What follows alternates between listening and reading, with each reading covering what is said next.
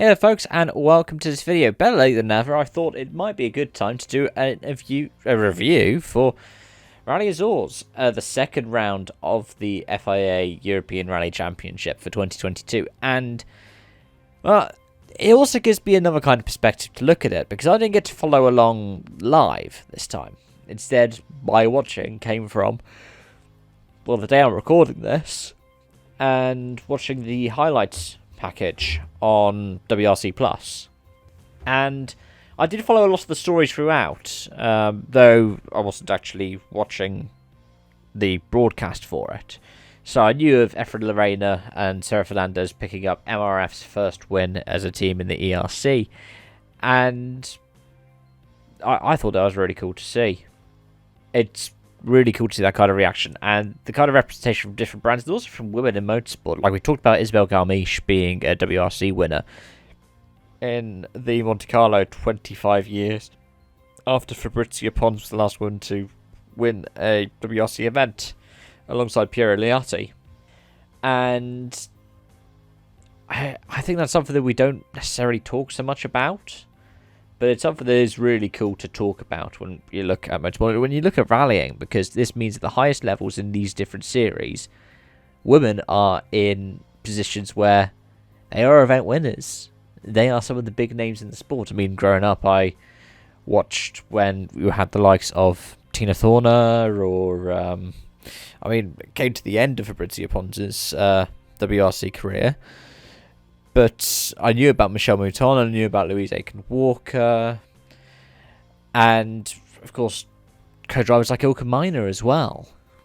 But if I look a bit more back to the event itself, it was really cool to see the likes of Mora competing all the way through, leading all but the final stage, with Lorena taking the win on the final stage, the power stage, with a storming time. Because it shows how the ERC has a lot of that spirit that the WRC used to have. Now, I don't think the WRC had this kind of spirit in my lifetime. I'm 23. But it's something that it had probably, I'd say, around the start of Group A, before it fully professionalised as a series. And you see people competing who are the local heroes. They'll show up maybe to their home events and they'll perform. And I think that's a really cool thing to see. Like, Armando Araujo is leading the championship on 45 points. I don't know if he's going to be doing the rest of the season, but he largely competed for the Portuguese championship. The likes of Magalhães as well is quite similar, competing for Hyundai Team Portugal in these first two rounds in Portugal.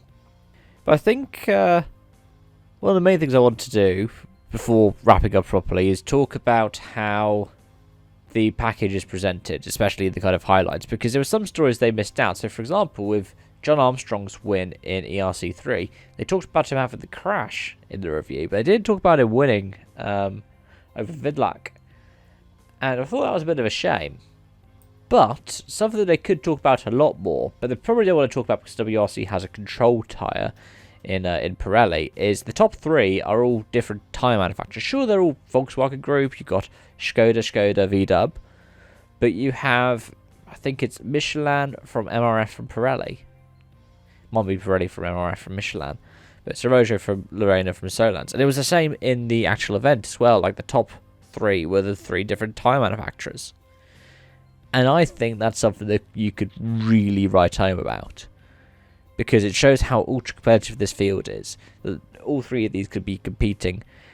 There's not really a tyre war.